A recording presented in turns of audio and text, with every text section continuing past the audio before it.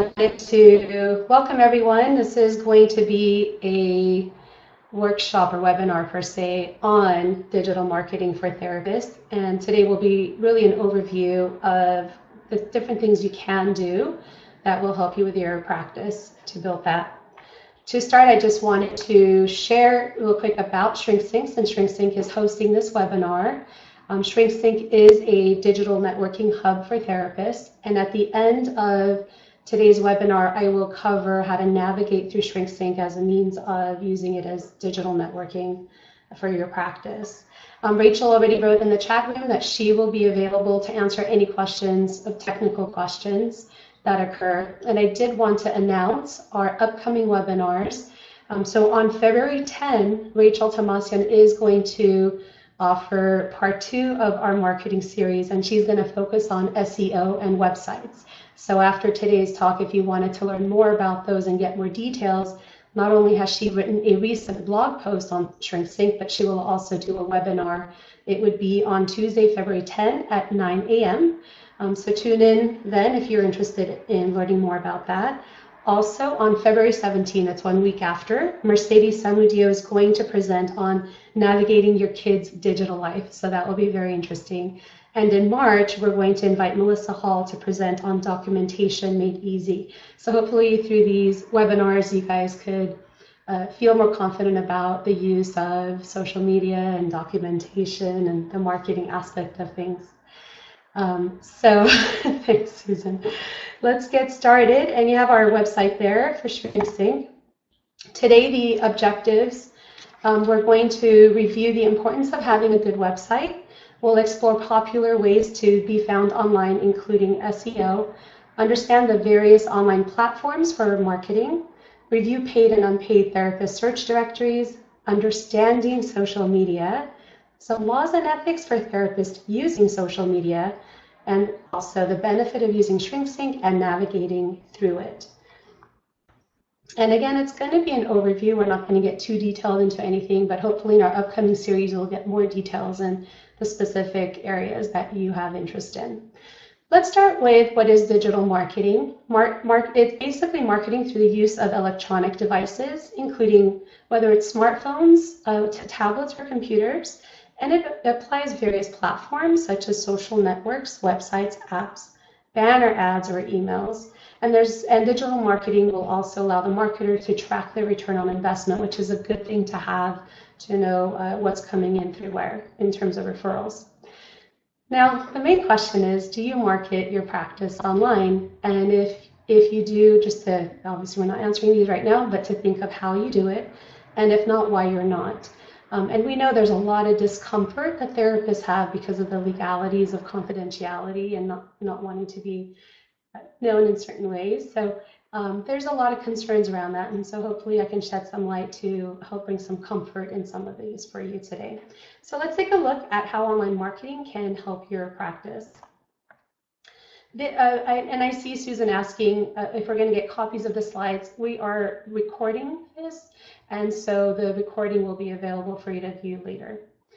So let's look at various ways to use the internet for marketing your practice. Obviously, having a website is a great start, and we'll talk a little bit more about the search engine optimization, which is also known as SEO. We'll touch up on marketing through the different platforms, and we'll also take a look at online directories and the popular sites for those. Looking at a website, let's consider what should go onto a website. Obviously, there's so much that can go on, but to be selective and figure out how to make it most effective. Looking at what should go above the fold. The fold is really, as soon as you open up a website, what you're seeing from the bottom of the screen to the top. If you ever noticed, the home pages of some of the websites can be extremely ongoing, and you can just scroll down, scroll down, scroll down. But what's above the fold is literally what you see on the screen and above that bottom part of your computer screen. It would be great for you to have a professional picture. It won't cost much to hire a professional photographer and have some nice indoor or outdoor pictures. I know a lot of therapists like to have the nature background to see more inviting. If you have videos, for example, right now I'm filming this and we'll have this recorded version on our website. So when you have videos available on your website, that's also a great thing to do. I know there are people out there who help promote creating videos for therapists, so perhaps to take a look at those different services offered. And navigation, what should go on your navigation? It could be a homepage about the therapist, services, fees, contact, a blog component. So think about what you want to go in terms of your navigation. And looking at the functioning of a website, is your website simple? And if you're not sure, ask people around you or get a sense from other therapists to see what they think. Does your website provide information? We do know that people are attracted to or drawn into receiving information. So is it only providing sales, or are you also providing some sort of helpful tips for potential clients to get drawn into your website? And is it easy to use? Websites are very complex and difficult to navigate through. And again, you can find out by checking in with a few other therapists to see if that's something you can simplify more and make it easier for your general population to use and navigate through your site. Does the website function through iOS or Android phones? I can't tell you how many times, if I'm using my computer, I could get to someone's website. But sometimes if I'm trying to get through from my smartphone, the website is non-existent or it's not coming up. There's an error page. I really recommend you guys to test out your own website link through your phones, both Droid and Apple, to make sure that everything is still functioning. I think there was a point some years ago, one of my websites was not functioning for about a couple months, and I had no idea until people told me about that. So I learned the hard way, of course, that's how we learn and grow, right? What about your website designer and host? So if you're ready to get started on building a site, or you already have one and you want to renew or refresh that, there's different ways of doing this. I'm not as tech savvy as my business partner, Rachel Tomasian. I know she loves to create her own websites and does it effortlessly. For me, I like to hire someone, pay someone to create the websites for me. I don't want to have to think through how to create all of this. So you're going to have to figure out what's going to be best for you. If you're tech savvy, great. There's some great ways of creating your own. But for someone like me who's not going to want to spend that much time on figuring that out, I'm just going to pay someone and have them create all of my information on there. And the cost, obviously, if you're going to try and build a really nice website, it could be a few $1,000s. But generally, the start of a basic build-up of a website, if you're hiring someone to build it, can be about $400, $600. Again, very basic.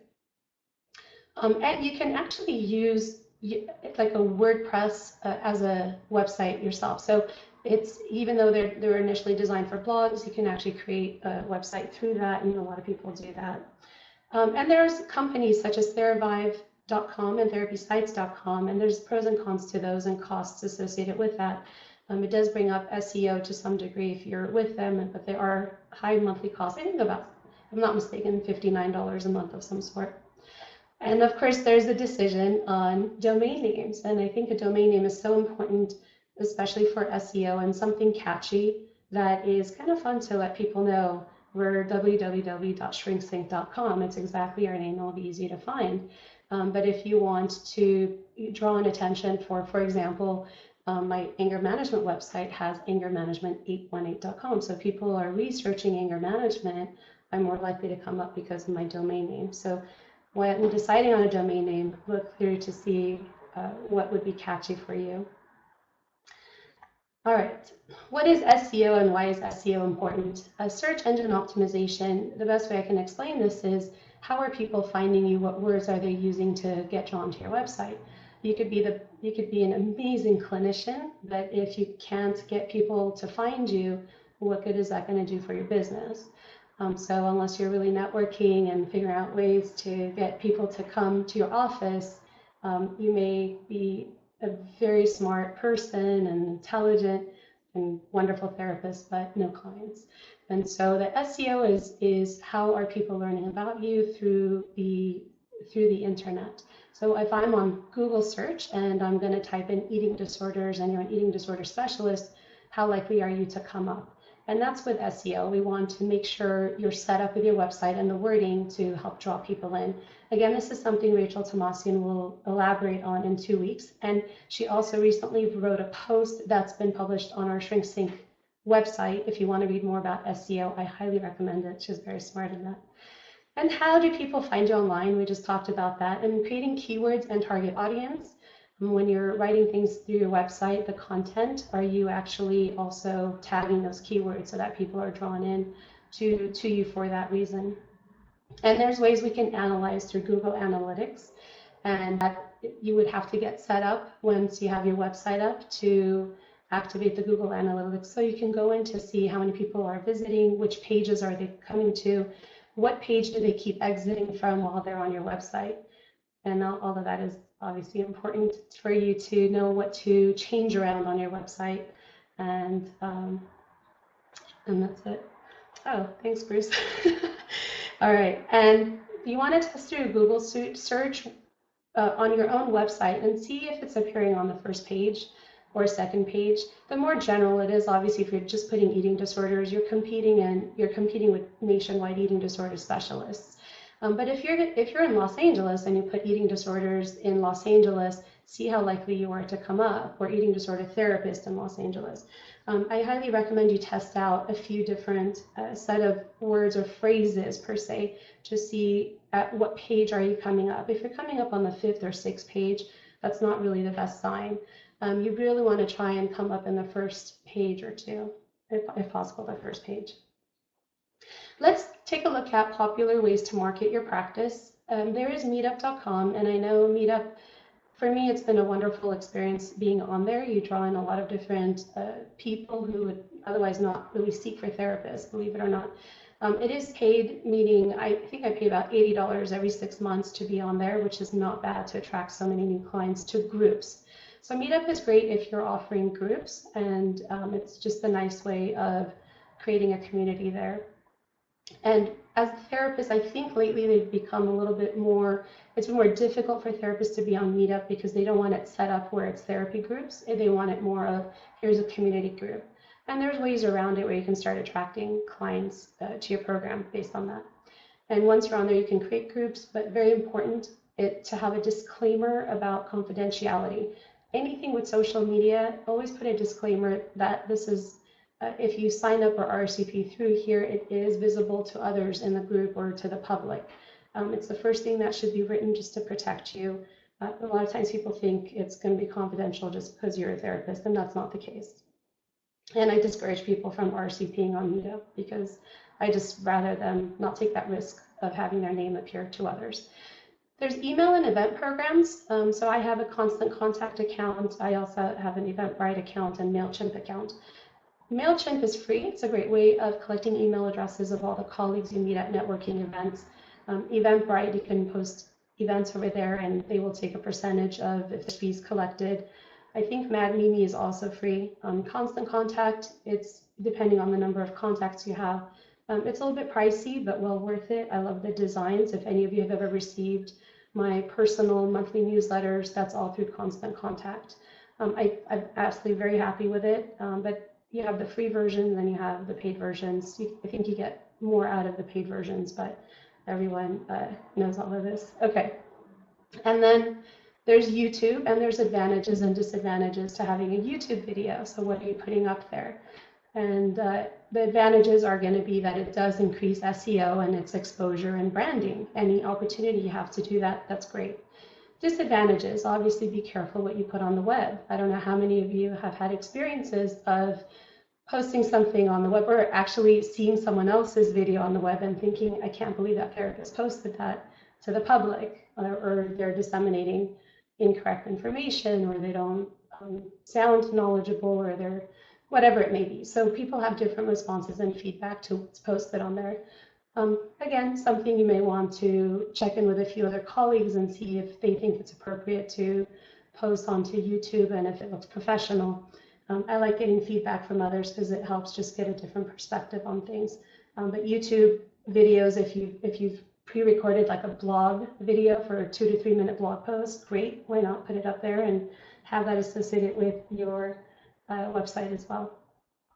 Okay, and oh, Monica, just to answer your question, I think you're talking about Constant Contact, and if that's the case, I think I pay about $700 a year, but that's because I have over 2,500 contacts. It really depends on the number of contacts. You can just go to constantcontact.com and find that out from there. I think that's what you're asking about.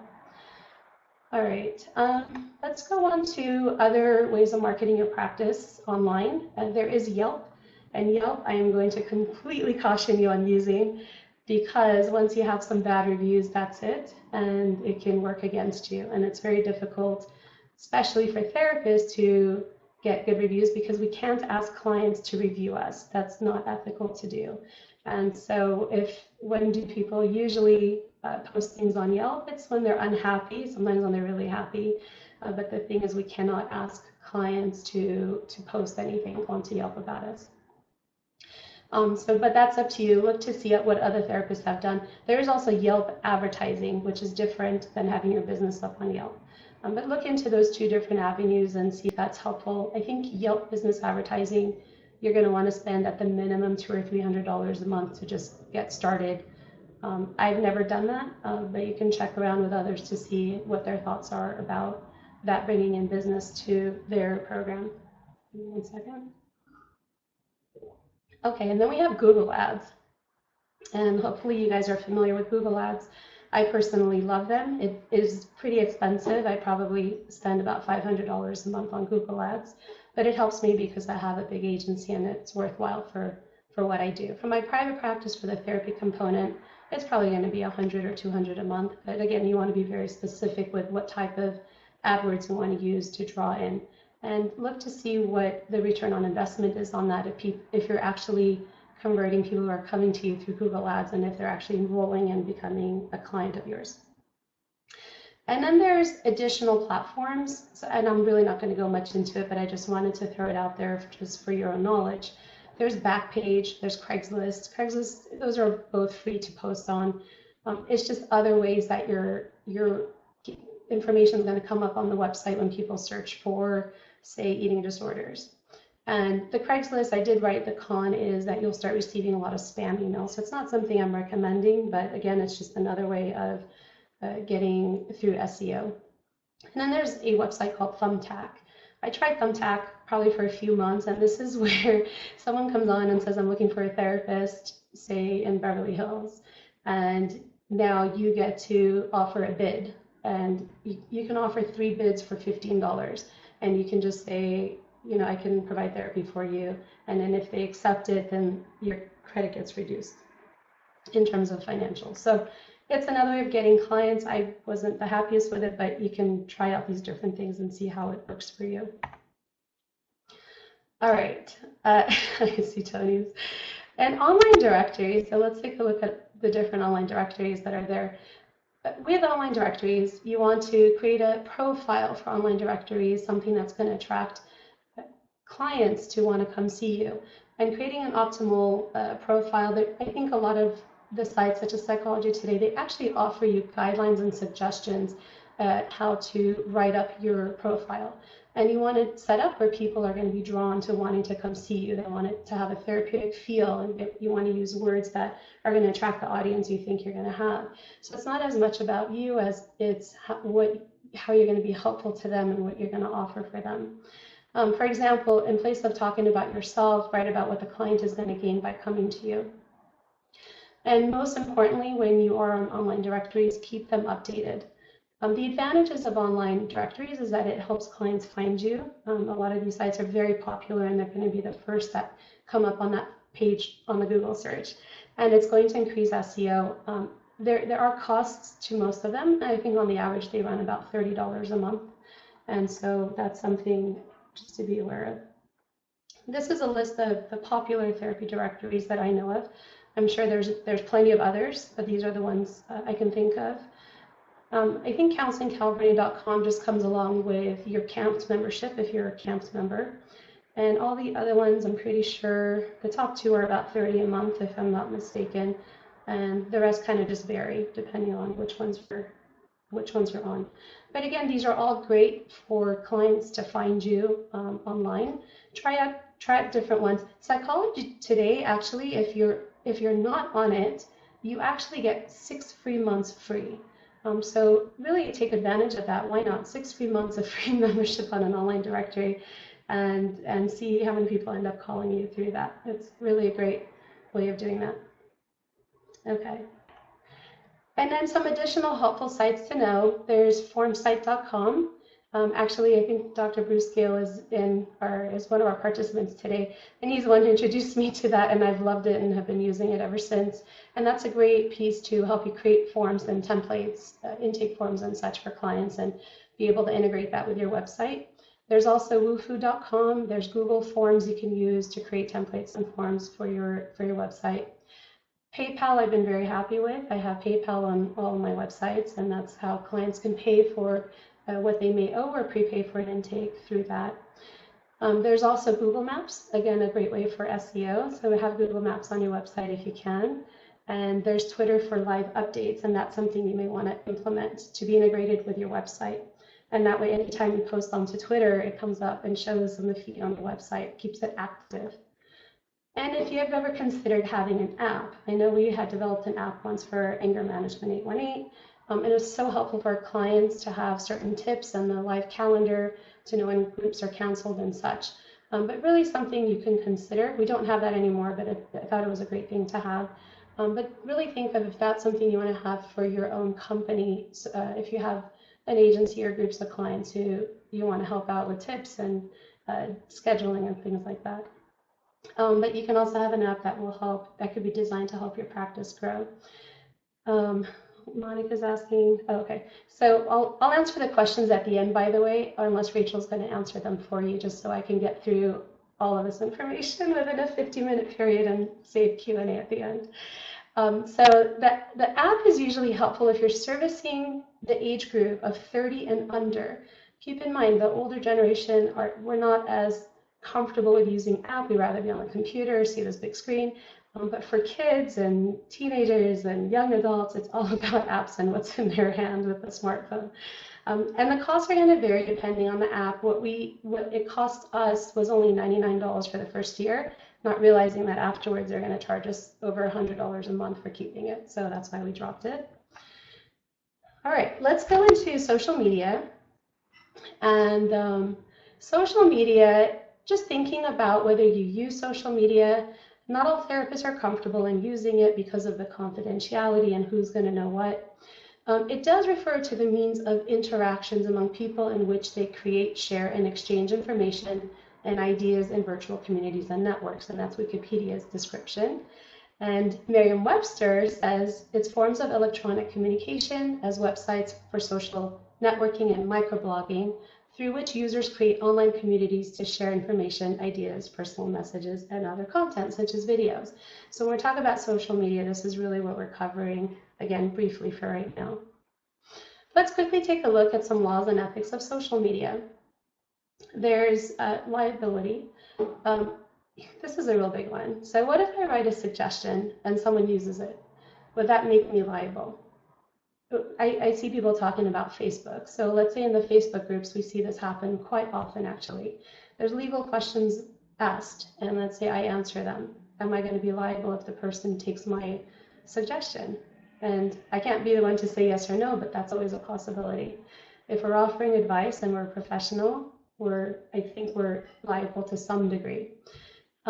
Be very careful, and this is something we see quite often on the Facebook groups. Even though I absolutely love them and I use them often, it's something that when I see, I kind of cringe because I get scared for the person writing it.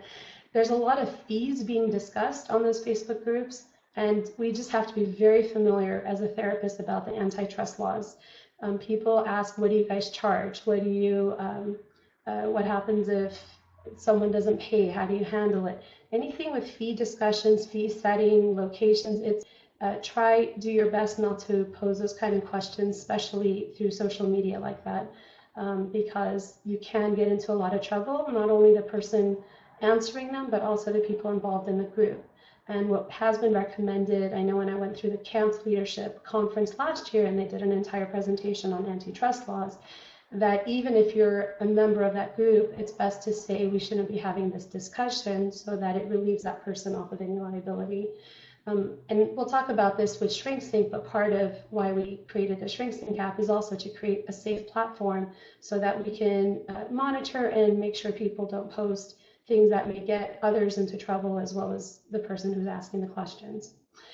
So if you do see those inappropriate discussions, you could just write, I don't think we should be having this discussion, or just a friendly reminder about the antitrust laws. We can't talk about fees.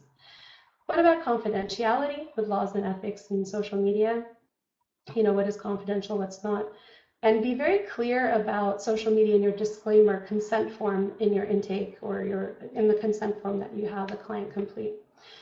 The other thing, and when I say that, I mean I have a whole social media component that says, please do not befriend me on Facebook or LinkedIn. I let them know, I would rather them not like my page or follow me because of my concern of the breach of their confidence. I'm pretty clear about what I have in my consent. You can't control much. I can only control not becoming their friends. I can't control if they're going to follow me on anything, except for tell them this in my consent. Also, something else I've noticed often is a lot of interns are writing MFTI. And if you look at the Board of Behavioral Science regulations, it's a huge no-no. And the only time that could be written is if it's pretty clear on that same page that the full name MFT registered intern is spelled out. So it could be very misleading. This is something we've been seeing pretty often in the last year, which is a little bit scary both for the intern as well as the supervisor, because both can be liable for that. So these are some dangers with the social media. Is you have to be really updated with what is legal, what is not. And I think there can be some concern with when you keep seeing other people writing MFTI, for example, all of a sudden you think that's okay because so many others have done it, and it's really not. So be very careful with what you're putting out there when you're posting things or requesting things, and what your name looks like, period. All right, and then about thoughts and feelings about using social media in your practice. You want to keep an open mind before deciding what you want to do. Figure out what platforms you want to use. You don't have to use all the platforms. Start with one. Start with Facebook, or start with LinkedIn or Twitter, whichever is your preference. And see if social media is really helping your practice. Not everybody wants to use it. Not everyone is comfortable with it. Some people are excellent at networking, for example, going to association meetings and doing that.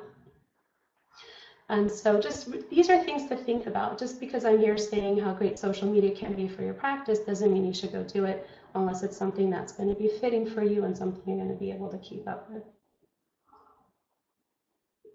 Okay, so some pros and cons of using social media.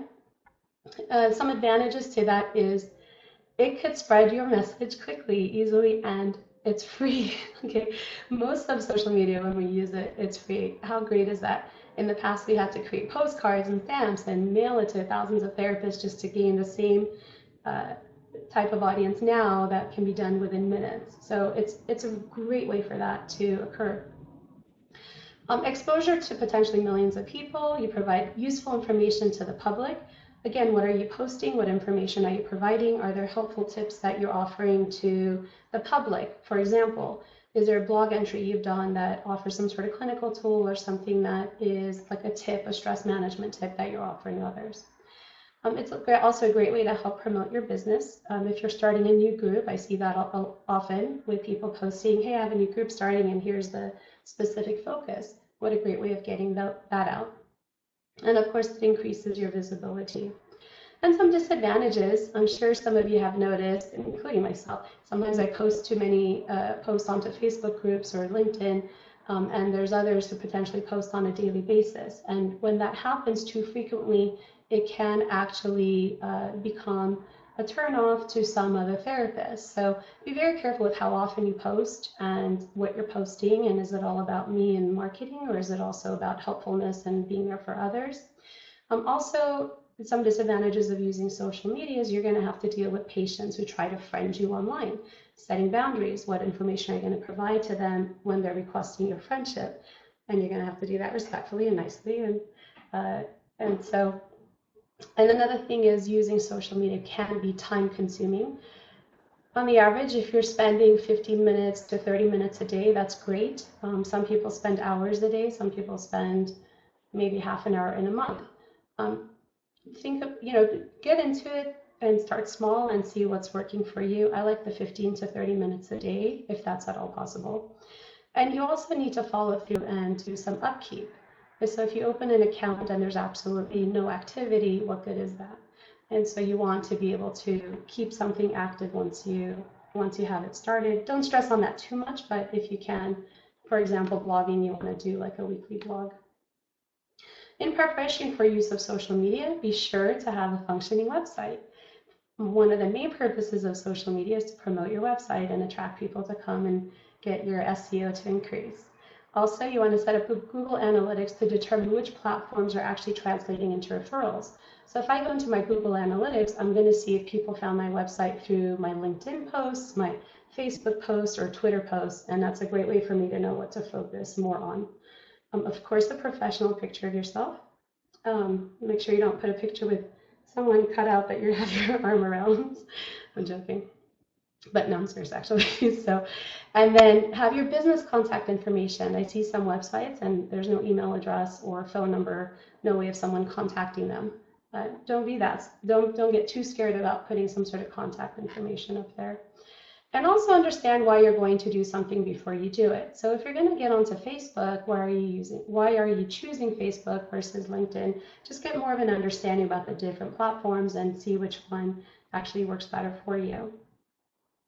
And here is a list of the different social media platforms. My personal favorites, I love LinkedIn and Facebook. And then of course I try to do a monthly newsletter at this point. I've had Twitter for a long time and I'm just not the biggest Twitter user, and that's just who I am. I know Rachel, my counterpart, loves Twitter and she can talk to you a lot more about that, but I personally am more about LinkedIn and Facebook for the most part. I'm not going to talk about this. Bruce is saying you can also see how people found you through the analytics section on your contact form on products such as FormSite. Absolutely, I agree with you, Bruce. So these are some Twitter resources if you are using Twitter, and there's Hootsuite.com and there's SocialLoomph.com, Tweeter.com. Anyway, so you have this list and you can see what they're about. You can check out the different websites. As I mentioned, you'll have these slides so you can visit these websites later on if you have a Twitter account to help you through that. Facebook, let's be friends. So in order to have a Facebook business page, you do need to have a Facebook personal page. A lot of therapists get concerned of, if I have a personal page, our client's going to see that. Look through the privacy settings, make sure everything is set up properly in terms of privacy. And if you're not sure, you can just talk to another therapist who's familiar with it, or talk to Rachel or I, and we can do some consulting time with you regarding any setups around that. But you do need to have a personal account, and then through your personal account, you can join all the different therapy groups and create your business pages. You get to connect with mental health professionals through Facebook, get to like their pages and ask for that in return if possible, joining the different community groups. I think right now there's about 6, 7, or 8 different therapy community groups on Facebook, and most of them are in Los Angeles. I highly recommend joining them. Most of them have the same people involved, and so what you will see if you join all of them is you're going to receive one person posting on the same post onto all 6 of the groups. So if you're okay with receiving or posting on all 6 like that, that's fine too. But I do recommend you checking those out. Who do you want to like your page? Is it clients you're wanting to follow you, or other therapists? I personally prefer therapists to like my page, and I want to make announcements for CEU events or workshops that I offer through my business page. I don't know if I have clients on there, but that's not what I try to reach for clients to want to like my page. And the kinds of information I share on there, sometimes I'll put some helpful quotes that are nice, inspirational. Sometimes I'll put CEU events, or I just publish my books, so I post that up there. Again, most of my followers are therapists, so it makes it easier for me to want to promote to them. And any blog posts or newsletters I'll post on there as well. And you have the option actually to not permit others to make comments. This is something I would really want you to consider setting up, because once you have people making negative comments, it's very difficult to remove something like that. So, I mean, there's different settings. That's, again, something for you to look into. But there are privacy settings you can have up, and that's an option you're going to have for that. LinkedIn, I absolutely love LinkedIn. Even though they changed their system a little bit regarding the emails and messages, I think LinkedIn, for me, has always been one of my favorites. It's a professional group, and they have different groups for interests. For example, there's Links for Shrinks, there's Southern California mental health professionals, all sorts of therapy groups up there. And what I recommend is if there's a need, or if you see that, let's say you want to meet other therapists who specialize in trauma, so you just start a LinkedIn group. First, search for it to see if it exists, and if it doesn't, you just create your own group and start inviting other professionals to be part of that. And there you have something that you're starting that is part of your specialty. The types of groups I actually started on my own, because what I realized for most of the LinkedIn groups, people are posting clinical discussions, which is great, and I love that, and I want to learn through that. But I also wanted to figure out a way that I can promote CEU events, because I was part of so many professional associations. I wanted to figure out a way to disseminate the events, the announcements through the group. So I decided to create a group called CEUs for mental health professionals in the greater, put a typo there, in the greater Los Angeles area. And that way we can post CEU events in there, and there's about 500 people in there. Great, what a fast way of getting that information out. I post something in that group, it emails everyone in the group that there's a new post around a CEU event. There's another, I listed the other few that I started. I think I have 5 that I started, but this is something you guys can do if you see that there's a group that's lacking or missing that you would like. Just get it started, be the pioneer behind that. How to use groups? You can start discussions, or you can participate in the group discussions that are already existing. It's a great way for you to share your blog posts and newsletters. And you can send people private messages, so it's a great way of connecting with other therapists. If you want ideas or post questions, you can do so in the specified groups. The caution the caution here is, I was just reading what Rachel wrote, is that what you'll write will be a reflection of you. So again, try to be politically correct. I see some bullying going on, and it does not look good, both on the Facebook groups and on the LinkedIn groups. It's not that common, but it does happen. So be very careful when you're actually disagreeing with people, how you're disagreeing. I notice therapists getting defensive pretty quickly and using attacking language. And for me, all I see is, oh boy, this person doesn't know how to handle themselves, especially in a public setting like this. And it stays up there, that's it. And that can be used against you. So just kind of caution yourself around that. There's endorsements, building rapport on LinkedIn, which is great, and recommendations that people can recommend you as a therapist on there, which again is great. Announcements, pretty much any announcements I do, I put through Facebook, LinkedIn, as well as Twitter, and that's my way of doing that. Blogging. All right, I hope most of you are into blogging or are interested in it at some point. Blogging is wonderful. It's a great way for you as a therapist to get your special ideas out. Think about what your goal is for blogging, whether it's to gain clients or if you want to obtain speaking opportunities. So if I'm completely blogging on social anxiety, and I've been blogging on that every week for a year or every month for a year, and there's associations who are potentially seeking for a speaker on social anxiety, they may think of me as the expert because I have a blog around that. And so that's what I mean when there are speaking opportunities. Peter, you're asking, how do you start a blog? That's kind of it. Maybe we should do something on blogging very specifically, but you can, once you have a website, you can integrate a blog into there, like a WordPress site, and create articles. The articles can be about 2 paragraphs or 3 paragraphs, informative, and you just post that. It's a lot more than that, but that's just a quick overview. The blog can be very specific or general, and pros and cons to each. So if you're a therapist who just wants to provide different information you have, social anxiety, eating disorder, anger management, so forth, you can do that. But I think it's very helpful when, let's say, you have a general specialty. If, let's say, you're mostly about, I'll use mine for example, anger management. So we incorporate stress management, communication skills, listening skills, empathy, emotional intelligence. So you think about all the breakdown of components within anger management and start putting blog posts around that. And then frequency, how many posts at the minimum, or can it be too many? I personally, I like the either every week, every 2 weeks, or monthly blog post. I think that's fine. You don't want to do something daily. It becomes overwhelming to be on the receiving end of that. But again, some people like that. And you want your blog to be informative, engaging, connecting with other therapists, conversational. You want it to be automated, meaning every week it's going to go out or every month it's going to go out. And you can set it up as to how often you want it to go out and what day and time. You want it to be something timely. I know people who have amazing blogs out there, let's say, will say every Monday, 9 a.m., my blog goes out, the entry. And you could actually put all the entries in a month in advance and set it up that way. And you want it to be simple. What is this other? Oh, all right, Bruce, I just read your little comment there. And then think about who's your audience. If you are blogging, is that going to be for your clients, for the general population, or is this for the therapists? So I, through my Constant Contact account, I have my little folder of certain information just goes out to the clients, and another blog will go specifically to therapists, and some go to both. And so figure out who your audience is and make sure your blog is designed to be okay for those populations. And how do you get people to sign up to read your blog? And one way I like to think about it is to offer a free product of signing up. For example, here's an ebook or a worksheet. Read through this worksheet, but hey, sign up for our blog to get on our newsletter.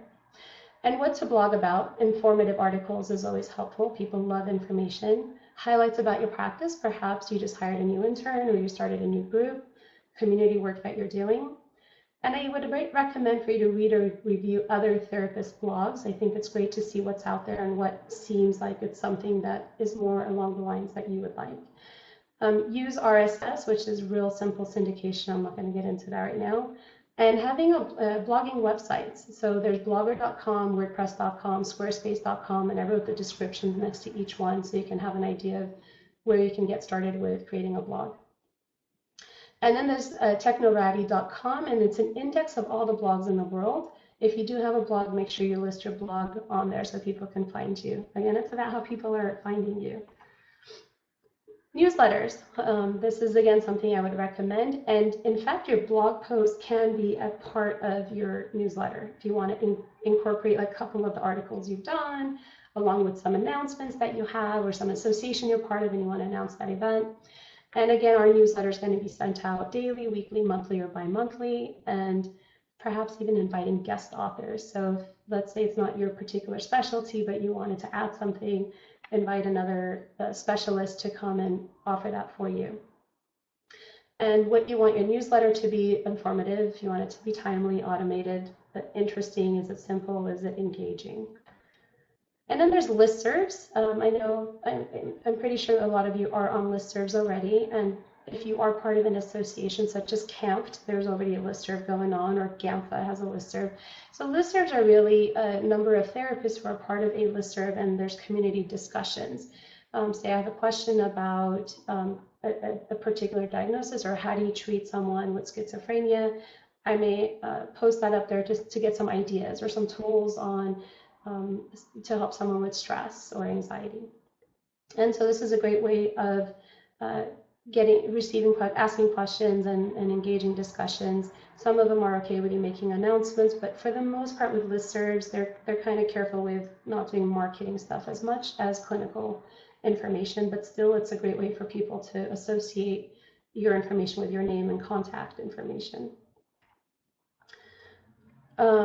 So tools for automation, these are just another list. And why I wrote this here is because if you have a blog or a newsletter, and once you've done the blog post or the newsletter, you've designed it, let's say through Constant Contact or the blogger.com or whatever it may be, you can actually set it up with my one writing of that post or newsletter that I can now disseminate that within 30 seconds through one of these tools or through my Constant Contact system. And within 30 seconds, it's already on Facebook, LinkedIn, Twitter, and wherever else I may have interest for it to go. What a fast way of disseminating information. I mean, it's really a wonderful thing. Just make sure what you're writing is going to be appropriate to your audience.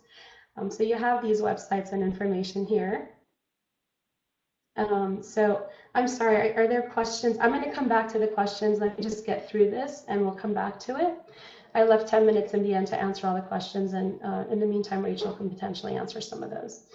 So ShrinkSync and its benefits. I do want to introduce ShrinkSync since this is now going to be one of the newer versions of a different platform for digital networking and marketing. It is a digital networking hub for psychotherapists and treatment centers. It's free for therapists. If you're a therapist, you can join for free, have your colleagues join for free.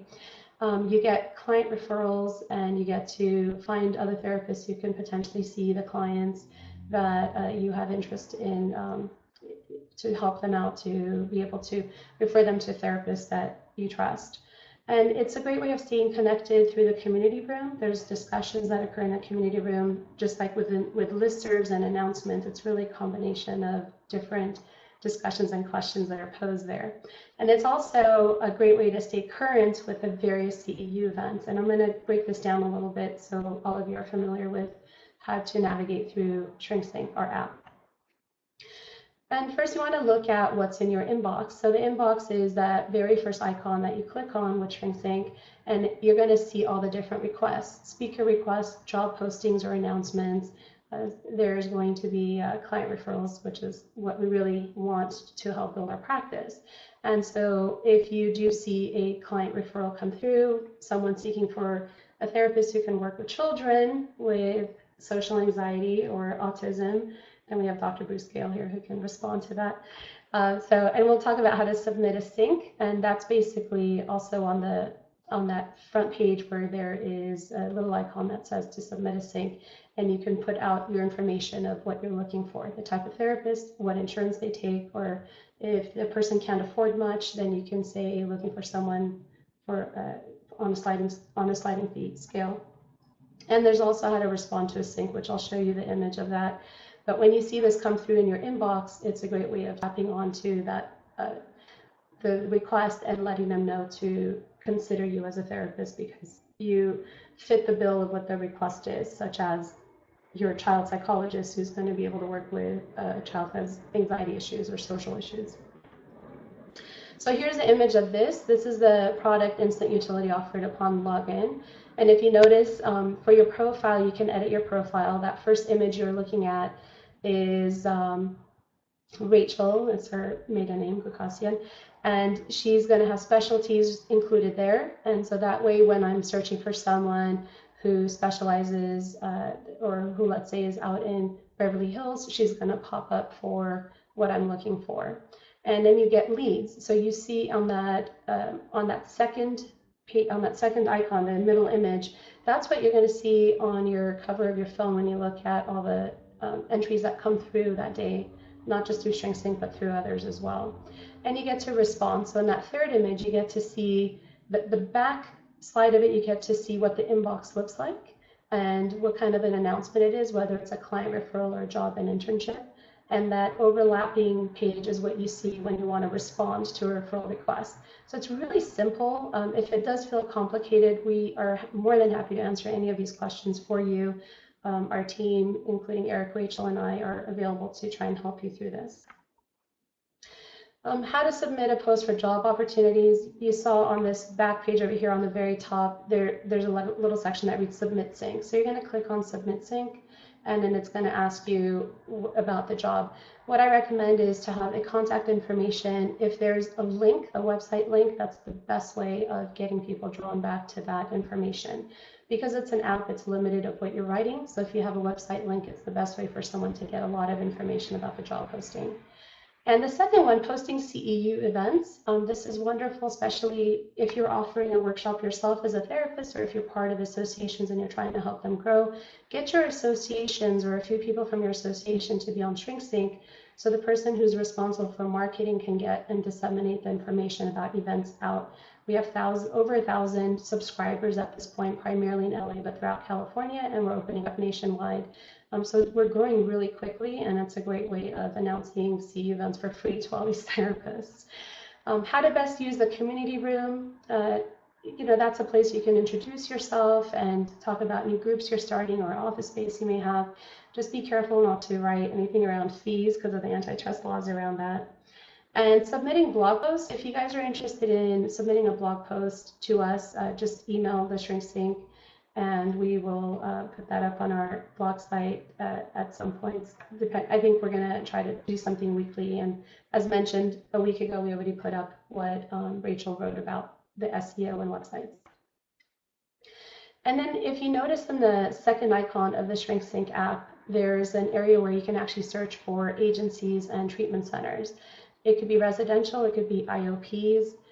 Those are wonderful ways to try and help your clients get into treatment pretty quickly. And all you have to do is type in the city and the type of problem that they may be facing, such as addiction, and you just type in the information and it'll draw up all the treatment centers that focus on that and that are in the area. And the creating your profile, this is something you can click on the last tab on your phone, and there's a section where it'll help you create a profile and include the specialties you have in the location and locations you're in. And if you need troubleshooting help and you're not able to, whether you're not able to log in, which is really one of the bigger problems people face, or if you want to remove your submission, just contact us and we'll help you through that. For example, if you submitted a sync for client referral and then you realized you didn't really need that, you want to remove that, or you've had too many responses and you want it off the announcement, you can go in and actually remove the listing. And there's 2 ways of doing that. But again, if you need help with that, let us know. We have FAQ listed on the website, and that's the website link to have your questions answered around ShrinkSync. So in summary, we reviewed about digital marketing, the importance of having a good website, because that's going to be a reflection of you and your practice. Explore popular ways to be found online, including a little brief piece about SEO. Understanding the various online platforms for marketing, the therapist search directories, making sure potential clients can find you, and a little bit about navigating through ShrinkSync. And if you do have questions, both Rachel and I, questions about wanting to learn a lot more, both Rachel and I are available for consulting. She's really the very tech-savvy person, and I can help more with the marketing and networking. And so that's our Private Practice Essentials website link that's on there, and we have our phone numbers on there. And really what we would love for you guys to do, if you can, is once we're done with this webinar, we'd love for you to invite your colleagues to join for free as therapists, because we're trying to grow our community. And the more people we have, the better business for everybody. So thank you very much. I'm going to look through the questions right now and see what I did not answer and see what Rachel answered.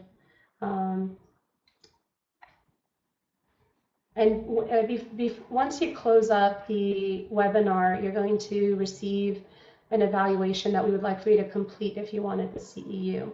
And that's something Rachel will send you guys as soon as she receives the evaluation. Yes, WordPress. There's a WordPress site, Susan. Let me see. Okay, so there are technical stuff that were going on there. Thank you, Bruce.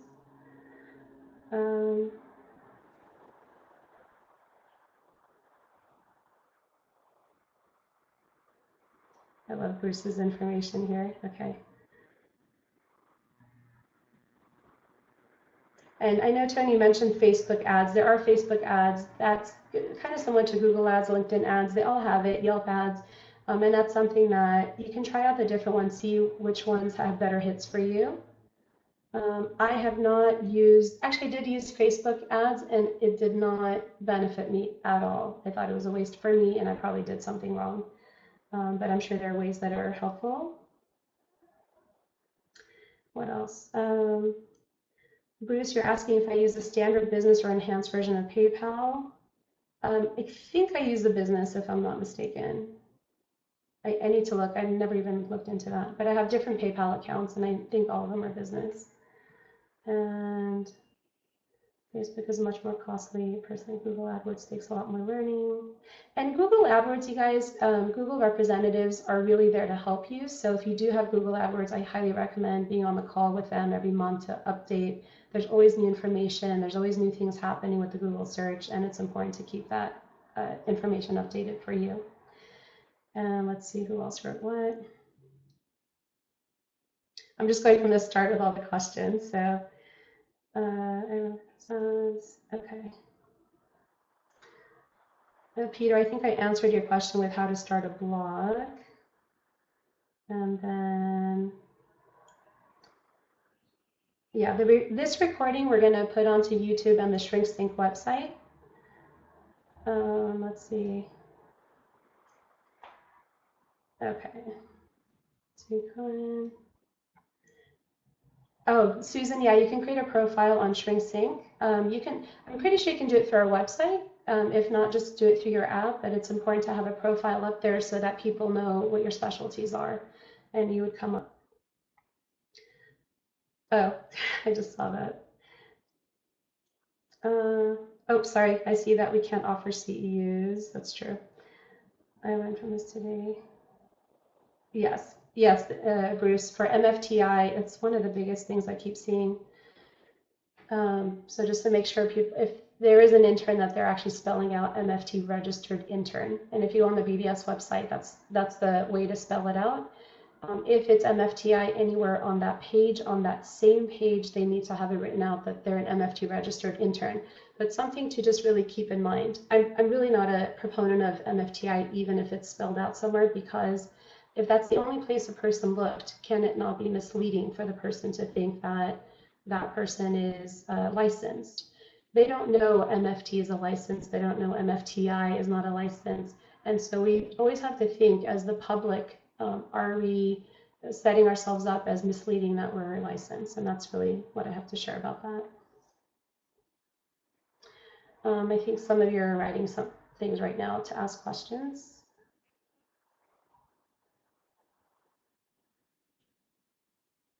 I hope you guys enjoyed the webinar. I hope this was helpful. I tried to get all the information in within an hour. Kind of glad I did. But keep in mind, again, February 10, 9 a.m., Rachel will be setting up the invite for that webinar for SEO on websites. She's very knowledgeable, so I think you'll learn a lot about that.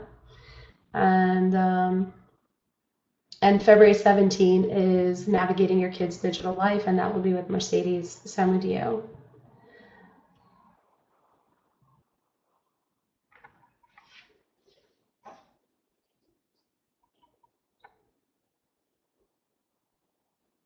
I'm waiting for the questions to come through.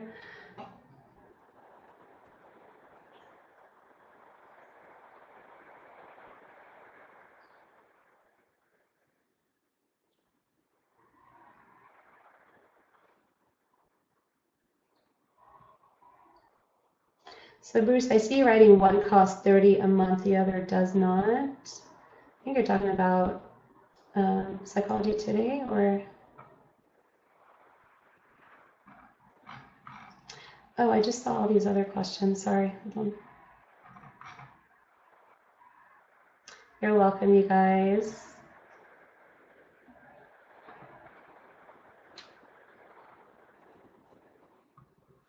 Thank you guys for the feedback, and I hope you guys have a wonderful day. I'll still stay on for any more questions in the next few minutes.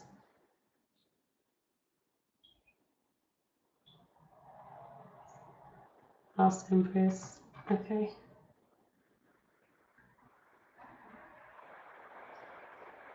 Yeah, Susan, we'll have it on our site in a few days. We'll have this whole pre-recorded or recorded webinar on there. And yeah, keep an eye out for the link that Rachel will send out.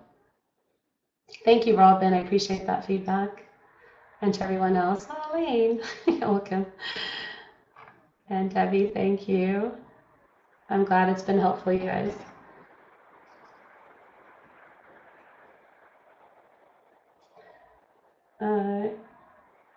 Great. Okay, so any other questions, you guys?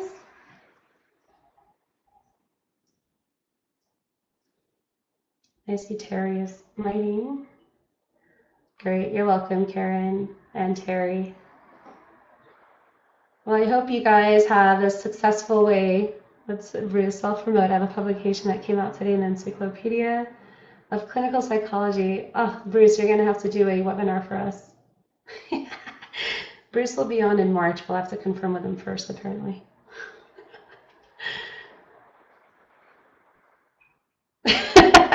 Bruce, don't get scared. It'll be great. I learned a lot from you, remember? So we'll have to just invite you in March and disseminate your intelligence of tech stuff with us. Great. All right, you guys. Well, have a wonderful day, and I hope you'll take from this and start a blog or a newsletter or get involved with social media in proper ways, and that it will be very advantageous for you guys. Take care, and thank you for participating with ShrinkSync, and tell others about our app so we can grow.